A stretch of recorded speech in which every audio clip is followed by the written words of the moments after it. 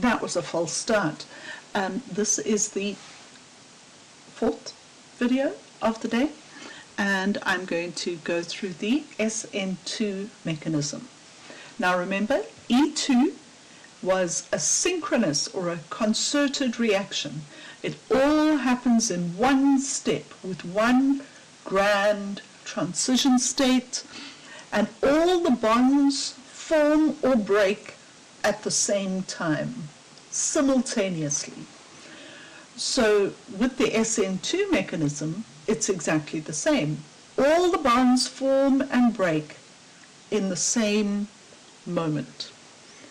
But now I'm just going to bring back the picture of the SN1 mechanism. Remember, with the SN1 mechanism, the bromide leaves and leaves you a carbocation, which is flat and has a p orbital. But the SN2 mechanism, everything happens at once. So how does the bond break and form? How does everything happen at one little carbon? So, remember, E1 happens at a tertiary alkyl halide and E2 at a primary alkyl halide. So SN1 happens at a tertiary and SN2 at a primary alkyl halide. So here we go, primary. And the secondary alkyl halides, there are lots of contributing factors, and you can choose either. So I'm working with pen because the screen is so small. So the first thing that happens, in fact, remember, there's just one step.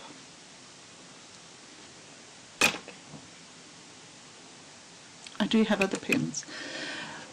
The nucleophile, so let's use cyanide again. It's such a helpful little nucleophile. It comes in and the bromide leaves, and it all happens at once. So what does that transition state look like? Remember, everything's happening at once. So here's the carbon, and there's the bromine, which is leaving, and here is the cyanide coming in on the opposite side. The nucleophile enters opposite to the leaving group.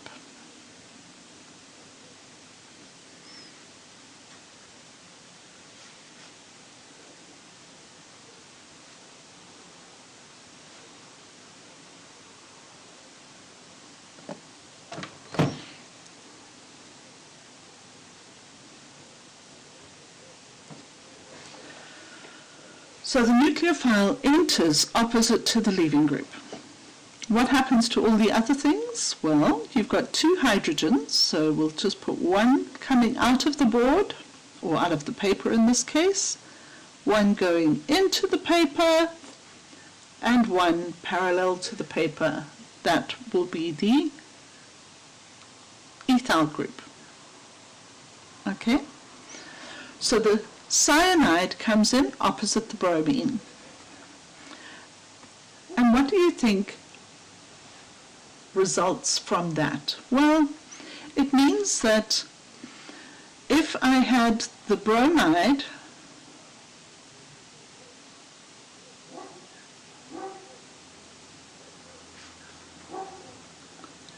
this way, the product will then have the cyanide on the opposite direction. Does it matter in this case? Not at all, because we don't have a chiral compound. Oops. Okay, the bromide is on one side, the cyanide is on the other side. What if I had a chiral bromide? So now I'm going to draw for you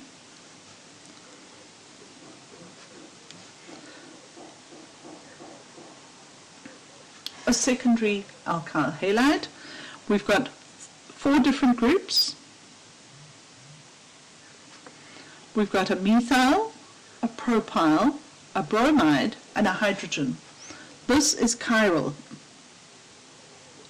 Is it R or S? Well, that'll be 1, 2, 3, so that would be S. Now I do a substitution, and it goes through this transition state where the bromide is leaving, and let's say we use NaNH2, and this is the nucleophile. So NH2 is coming in.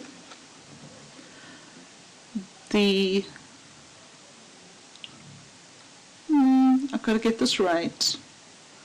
The H is coming out. The methyl is going in. And the propyl is down there. Okay, so now there's a flip of the stereochemistry.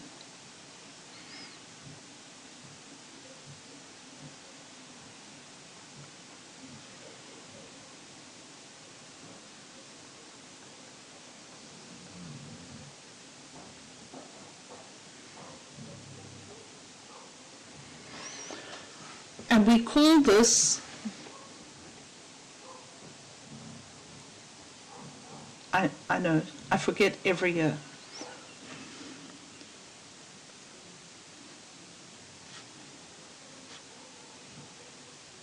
The stereochemistry is inverted or flipped. And if you can tell me what we call that, it's called a something inversion, and it's named after a guy.